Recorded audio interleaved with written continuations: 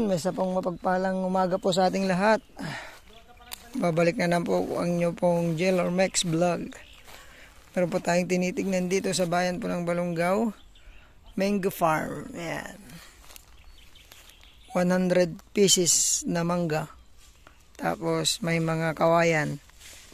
Kagandahan po nito, may mga nakapaikot po dito na pwede na po ibang harvest na mahugani. Ayan, lalaki po na mahugani. Kasama po lahat yan. Yung mga mahugani po yan kasi siya po yung pinangbakod nila. Ngayon may bulaklak po itong mga mangga natin. Ayan.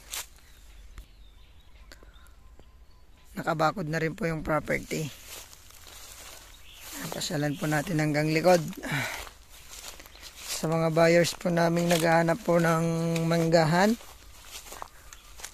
100 pieces, tapos may mga mahugani, baka magustuhan niya po ito. Ang lang po nito, tumawid po sa may karayan, nagawa po ng tulay, makikita niya po mamaya. Yung sinasabi ko. Tapos yung daanan po nito, hindi pa po simentado, pero makakapasok naman po yung 4 wheels nyo. Pero sabi ni Kagawad ay na-approve na daw po yung kanyang budget sa semento. Iwan na lang natin kung kailan po darating ang budget. Marami po itong milina, mga ma'am sir. Mga nasa 100 mahigit din po ito. Ang tataba. Yung manggahan natin. Yung iba linilinis para sa babae maging maganda. Yan po ang lalaki. Hindi na pong anihin to. Mga mahugani. Yan, lalaki po. Hanggang dun po yung ating property ngayon. May bakod po siya na wire. Yan. Pure mango farm lang talaga po ito. Ang sukat pala nito 1.7 hectares. May mga kawayan, pwedeng gawing kulungan ng manok, pato, ganun. At saka nagbabuyan po sila dito. Pero ni-stop na rin. Pero pwede pa pong pagpatuloy po yung piggery.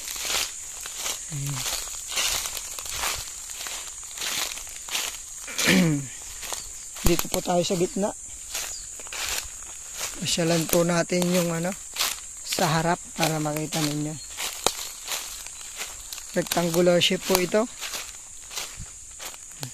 Yung ating kasama si Kuya. Ayan, yung mga kawayan po nila. So labas po ako, nasa gitna tayo Ayan. Kung gusto nyo rin po na meron po tayong kilalang nag-spray ng mangga, kaibigan natin.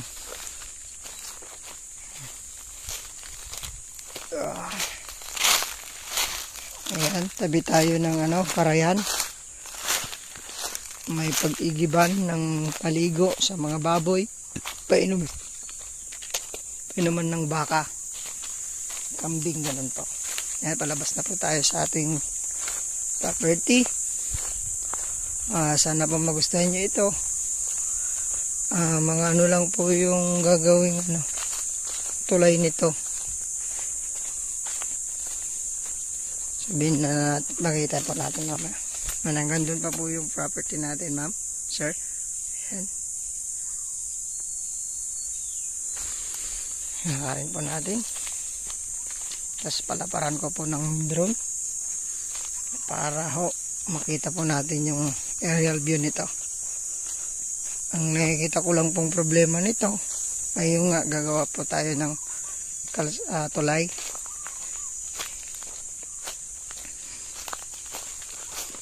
Tapos hindi pa simentado yung daan, pero nakakapasok naman po ang sasakyan. Yan po yung sinasabi kong baboyan dati. Ayan. Pwede rin pong ano yan, ipagpatuloy din. Gawa na lang ng bagong building. Diretso sa Karakayan po yan eh. Ayan. Yan. Nandito na yung harap ng property. Ito yung dinadaanan nila. So, rectangular shape po ito. Ito po yung sinasabi ko sa inyo na gagawan po ng tulay. Mga 10 meters. 10 meters dito. Kung dito naman mas short. Sabihin na lang natin 10 meters po. Pero pag ganitong summer, ayan, nakakadaan tayo. Pero kailangan po talagang gumawa dyan. Kasi yan, barangay road na po yan eh. Pakita ko po yung barangay road. Ayan o, umagos po yung tubig. Okay.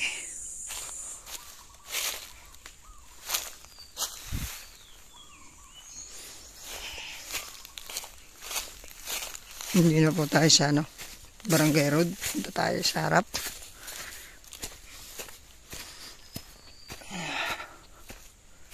Ayan. Barangay road na po ito. Ayan po yung daan. Pasok po yung 4 wheels natin. Ayan, diretso po kasi ito. Palabas din ng Esmeralda. So mga sa bayan po ito, mga 3 kilometers. Mahigit. Mga 5 to 8 minutes nandito ka na po. Mga 5 minutes to 6, ganun. Depende po sa bilis natin, ma'am sir. Sa SM po 25 minutes. 20 to 25 minutes nandito ka na po sa property. Titled property po ito. Ang price po nito ay 2.5 million.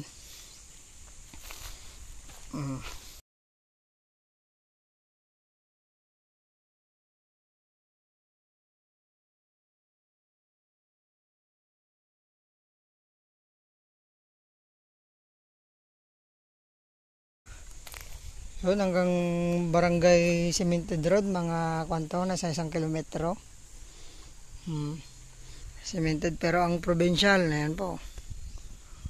Lapit na po yan. Mga 1 kilometro na lang po yung provincial natin. Provincial na po yan eh. Galing kasi kami kahapon sa BIR. May linalakad ho kami, kaya nalaman po namin provincial road na po pala yan. Lalabas po kasi ng kuya po yung daan na yan. Kuya po, Sales. So, kaya nagmahal po ang lupa rito. Yun, sana magustuhan nyo po ito mga ma'am sir. 1.7 hectares, 2.5, 100 pieces na mangga, 100 pieces na mahigit na mahugani sa mga kawayan at bayo. So yun, maraming salamat po muli. Sana magustuhan nyo po muli itong property na tayo. Gatag po kayo ng Panginoon. God bless you. Thank you so much.